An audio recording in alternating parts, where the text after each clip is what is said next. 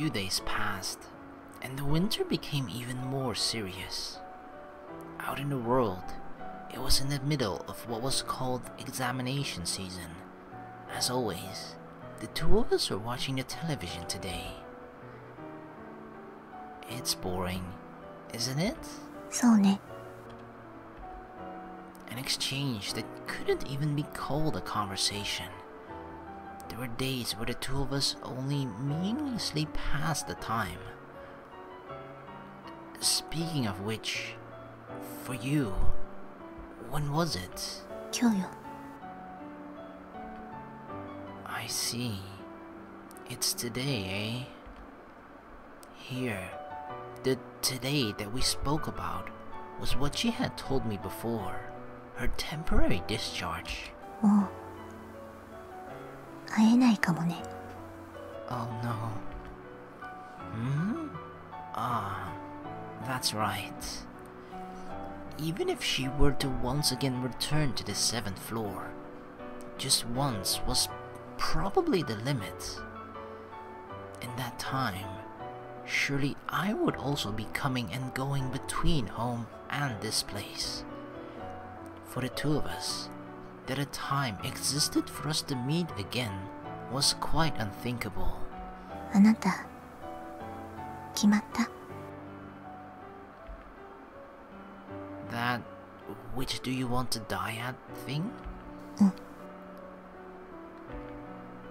No, not yet. そう。 She nodded in a slightly lonely way. That expression was probably because she was someone going on their second temporary discharge. While I have yet to realize things, the doctors have not discussed my first temporary discharge. That reminds me. In the end, did she decide on her own answer for herself? 説明したくできたわよ。 Uh-oh. Coming here and speaking was some older lady. Most likely, it was the girl's mother. To me, since I was sitting next to her, the mother bowed her head slightly. じゃあそろそろ行くけど用意はいい？うん。それでは失礼します。 Once again, giving me a small bow, the lady made to leave the place. And then, she stretched out her hand to the girl that was her daughter. But the girl didn't make to leave the place. Even when her mother tugged on her hand, for some reason, she didn't make a stand from the folding chair. どうかしたの？説明。少し苦しい。 Oh no. え？苦しいってどこが？胸？お腹？胸。ちょっと待ってなさい。すぐに先生呼んでくるから。 I mean, we don't even know what she's suffering from, right? Oh god. Why now? Of all times when she can sort of finally go home, even if it's temporary, why now does she have to experience pain? In a rush, making a slapping sound with her guest's slippers, the lady ran towards the nurse's station. Left in that place was the girl still hunched over in the folding chair, and me. Her condition, or its progression, I knew absolutely nothing about. The thing that I knew were her name was Setsumi, blood type O. Only the things that were on that white bracelet. However, we were residents on the 7th floor, and at the least, she was worse than me. Say, until the doctor comes, want to lay down there? As I spoke, I pointed to the couch. It was something that was placed in a corner of the room from before. Look, I'll support your back.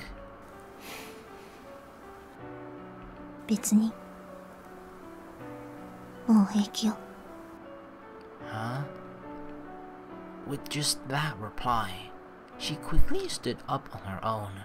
Was she just faking it? Hey, you! Don't force yourself. Faster than I could finish, quickly, she walked out into the hall.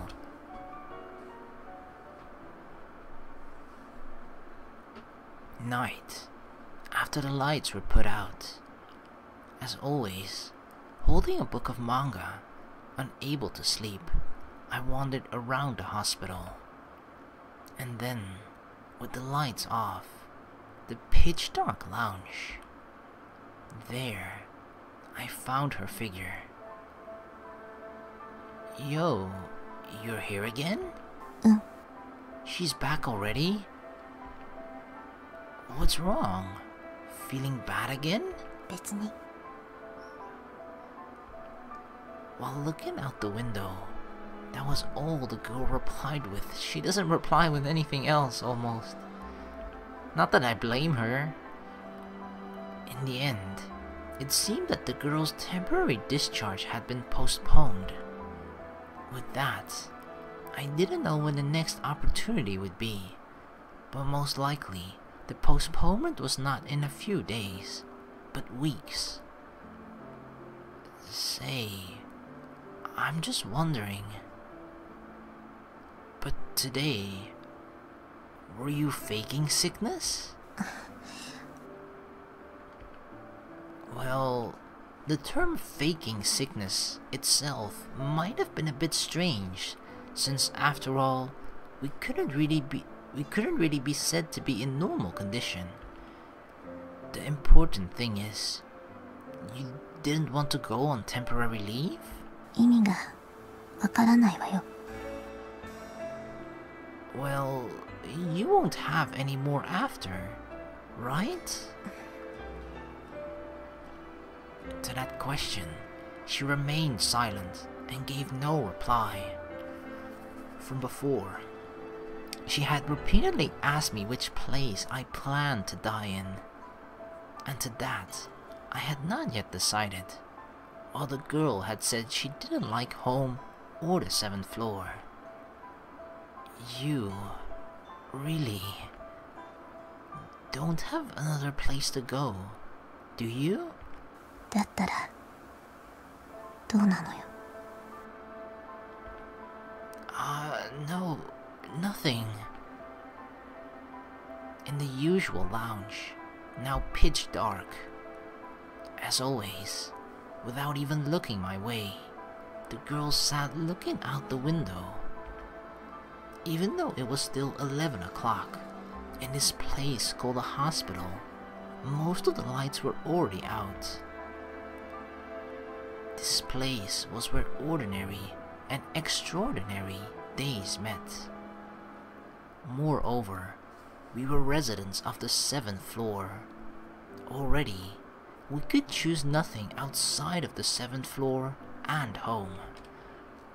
From that dark 7th floor window, the girl continued looking out at the outside world, the ordinary world.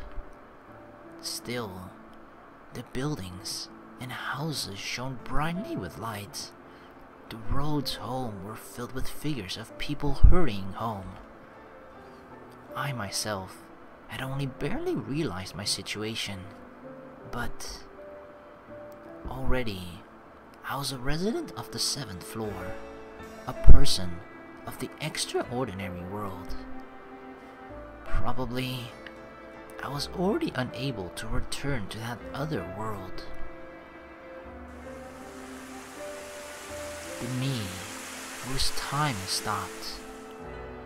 Numerous seasons, wide overcast skies, passed without even the need to exchange words with anyone. In the beginning, from the window, I watched lively children go to school, people walking quickly. When I tired of that, I always watched the television. There was nothing else to do, nothing else I could do.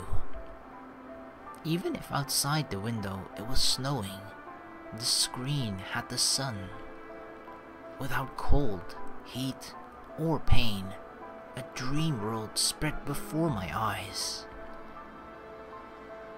I sought peace in imaginations. I only greatly increased my knowledge, simply accumulating more and more meaningless trivia. At some point, the things shown on the television lost their reality. Next, in books, in games, and then family. Finally, even my own body, as if watching some stranger, I lost the ability to understand it as real. That was why, when I came to the 7th floor, I wasn't surprised. If I closed my eyes, always, the world would disappear. That's why I thought I was fine with it, made myself think I was fine. And soon, I will be discharged a second time. The next time I come here, I might not even be able to walk on my own. Even though I knew that, I felt my unresisting self to be wretched. I felt myself, who didn't even have a destination, to be ridiculous. 時間を止め、心を止め、胸に大きな傷跡を作り、それでも22年も生きてきたのに哀れだと思った。 So she's 22 years old.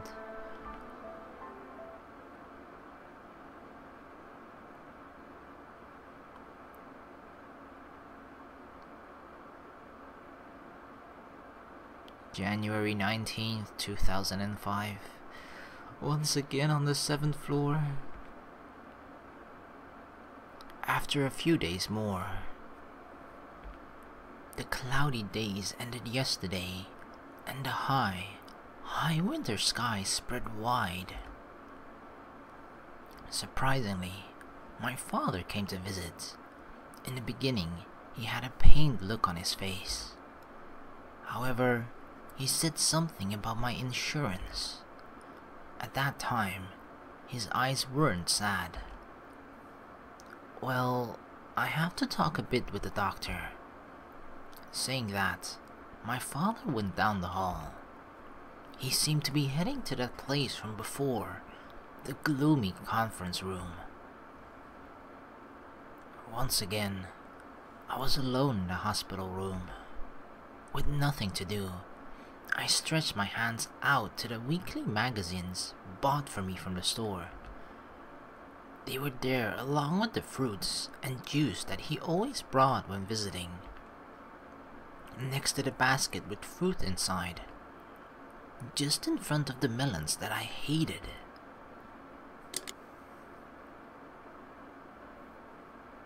What came into view? Oh, his car keys.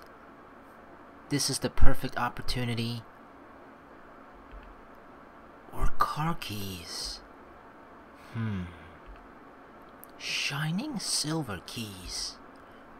It was the coupe father was so proud of, with the interior he apparently had modified. Before, I had asked on a whim to borrow it and had been quickly turned down. It was the keys to that car. And in my pajamas chest pocket, that driver's license, it's still there. That day, even though it had lost its debut, I had continued to carry the license. It was proof of my once ordinary days. Silently, I grasped the keys. Oh yeah, well, let's go for it. I just went and did it. Even I didn't know the exact reason why.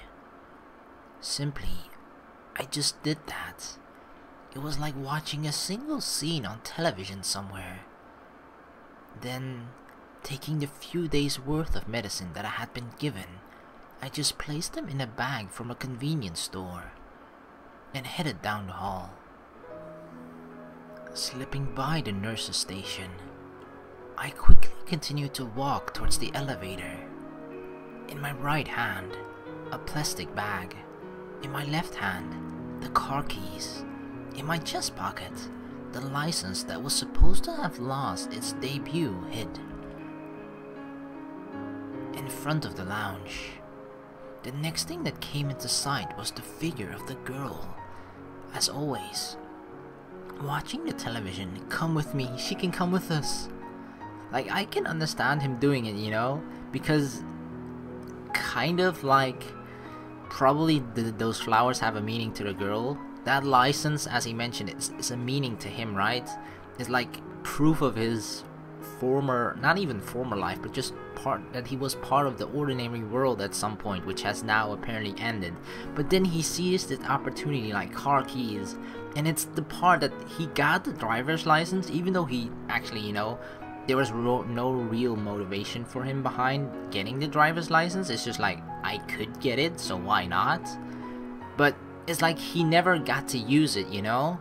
And I guess having something like that near you, or achieving something like that, and then never being able to use it, knowing that your life is now going to end very soon, it's just like when an opportunity like this arises, even though it's probably against your father's wishes, or you don't even tell him, blah blah blah, you just take the freaking keys and go for it, okay?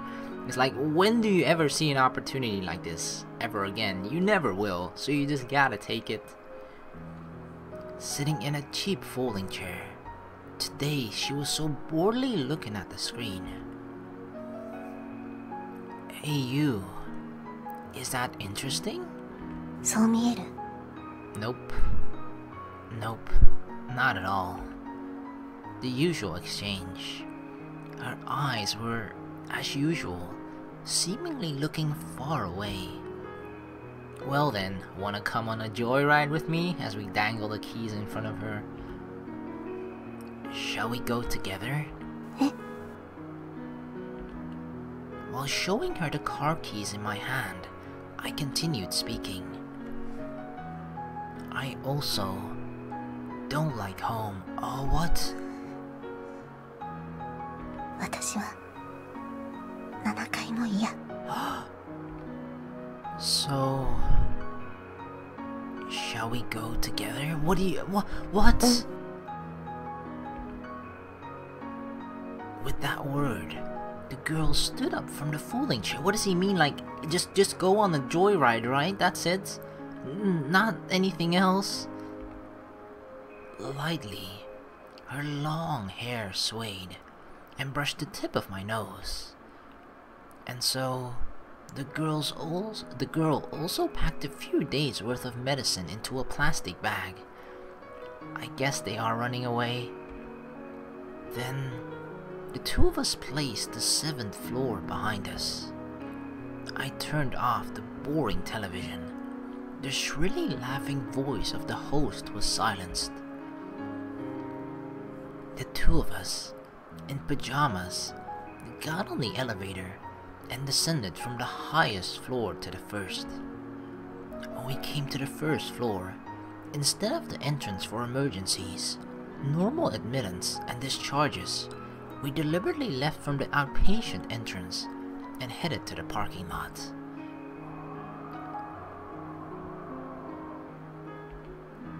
The moment we left the building, a cold winter blast struck us in the face. In the parking lot, with few obstructions, the wind felt even stronger. Together, while peering around cautiously, we walked around the parking lot. Then, after searching a while, we finally found Dad's car. A silver coupe. The car Dad was so proud of that he even changed the interior. Quickly, I inserted the key and opened the door. Hey, you can get him. わかった Oh yeah, taking matters into our own hands. I sank myself into the deep driver's seat. For the girl in the passenger seat, because of her height, even if she sat normally, it was difficult for her to see the front. Next, I put the key in my hand into the ignition, and as I turned it, stepped on the accelerator. It was all exactly like what the training center had taught. Vroom vroom, bye-bye dad. In moments, the sound of the engine reverberated in the interior. After that, released the parking brake and just let go of the clutch. With this, we can go anywhere. Should be able to go anywhere.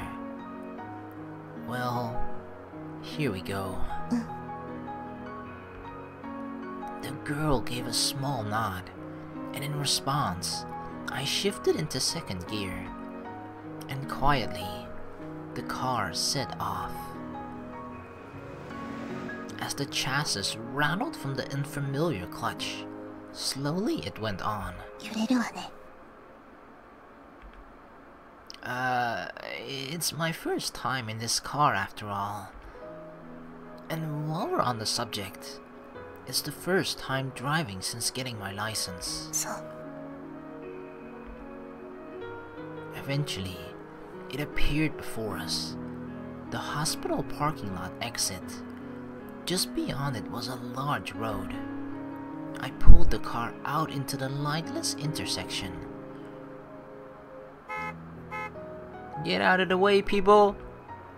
From behind came the sound of car horns blaring at us as we suddenly pulled into the lane. It's other people blasting their car horns at us. I actually thought it was just us, you know, going too fast, too furious on the road. Like, get out of the way, people! The unfamiliar clutch ground when the gears shifted, while the silver coupe ran its fits and starts. Perhaps the cars behind were especially angry. It didn't seem like they would stop honking for a while. Even so, without paying them any particular mind, I drove. The feeling of reality was somehow thin. Hey, you. Nani? Are you afraid? 怖がった方がいい?